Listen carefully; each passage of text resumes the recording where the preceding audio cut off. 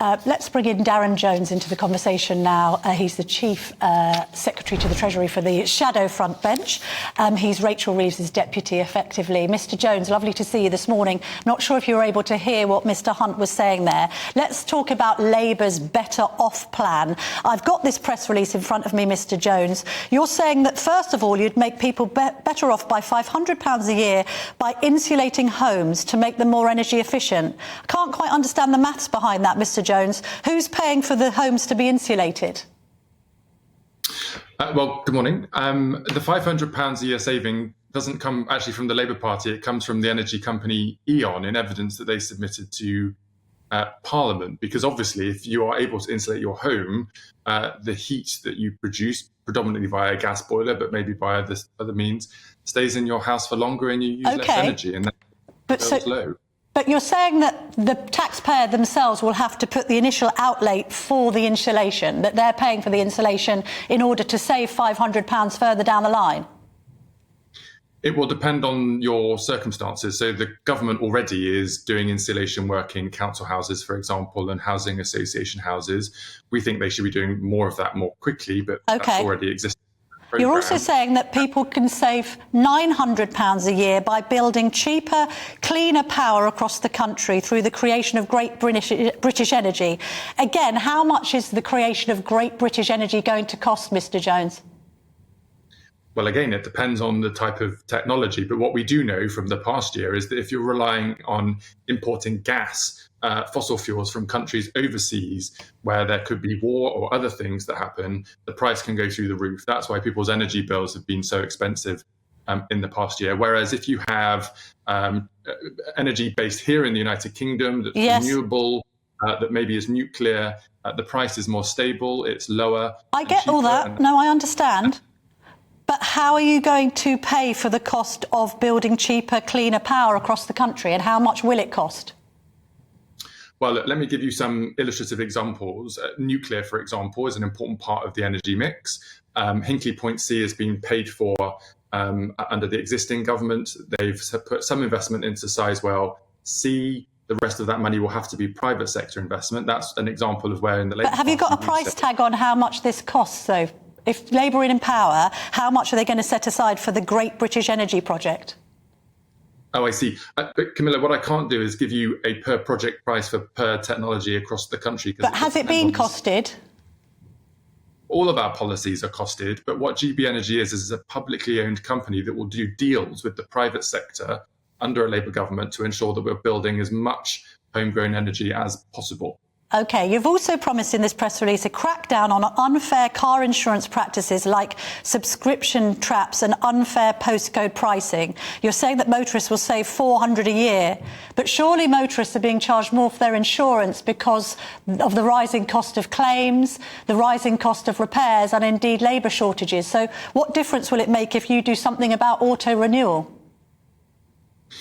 Well, the subscription trap that many of your viewers will be familiar with is when you sign up to a product and it automatically renews probably normally a year after you signed up to it. And people have got busy lives and they might miss an email or a message, or they might not even be told that it's renewing at a new price. And we say that action should be taken to prevent that from happening. People should be given proper advance notice and the ability to be able to find better priced products in other parts of the market. No, I get that too. I understand the problem with auto renewal. We've all fallen victim to it. But what I'm saying is it's not going to touch the sides, is it? If insurance prices keep on going up because of the rising cost of repairs and labour shortages. So it's just a sort of, you're making a statement about auto renewal. What difference is that going to make? That's not why insurance bills are going up. Well, Camilla, let me give you some advice. If your insurance product comes to an end and you ring up your insurance provider... Yeah, no, I know. And you say, but I'm... No, I've not... Well, Camilla, I've not told you the point you're telling me you know. Let me just finish the sentence. When you call up the insurance provider and say, hi, I can get this at a cheaper price with another insurance provider, can you do me a deal? Every single time they say yes and they lower the price. So clearly they can afford that. I get the point about auto renewal, but what I'm saying is, and I've had anecdotal evidence of this only really in the last couple of weeks, across the board, insurance prices are going up because the rising cost of repairs and indeed labour shortages mean that insurance companies are having to put up premiums. So yeah, auto renewal might help a little bit, but £400 a year is probably being ambitious if exponentially insurance costs keep on rising. Let's move on to the next point. 1,200 a year could come off mortgage bills by building 1.5 million homes over Parliament. This one has just confused me because Keir Starmer's stance on building has confused me. Back in 2021, he talked about the Tories' proposed planning reforms as being a, quote, developer's charter. Then, at conference, he effectively suggested bulldozing through planning laws and local planning laws to build these 1.5 million homes. So is he NIMBY or YIMBY? I don't think I can remember what NIMBY or YIMBY stands for. YIMBY is yes, isn't it? Yeah, yes in my backyard versus no in my backyard. Got it. Forgive me not knowing the slang. But look, yes, we are for house building because we know there are not enough houses. There are not enough affordable houses across the country. That has an impact not just on people who are in a position to buy their first home, but for people who are in the rental market where the price of rent has been going up and up year after year. One of the best ways you can tackle increasing costs of living is to be able to build more affordable homes in our country. And we make no apologies for saying that we will do that. OK, can I just have a general overview of Labour's approach to the economy if the time comes that you're actually in power? I appreciate you don't want to give specifics and you haven't come up with your manifesto and all the rest of it. But in principle, do you envisage Labour cutting taxes and cutting spending? Well, to answer your three questions in that question, firstly, our approach to the economy is anchored on getting the economy growing because we've not had economic growth for many, many years now. And that means that you don't have businesses making profits, your workers' pay isn't going up, and the amount of revenue coming into the Treasury is not keeping up with costs. So you have to be anchored in trying to grow the economy. We can talk about that more if you'd like to. The second point that you mentioned there is around taxes. We've said in the Labour Party that we want the tax burden to come down on working people. It's the highest it has been since the Second World War. We've had 25 Conservative tax rises in this Parliament alone. But we can only announce those tax cuts when they can be fully funded. And if the Chancellor is going to announce a tax cut on Wednesday, we're going to be looking at how he's been able to get the money to pay for that to happen.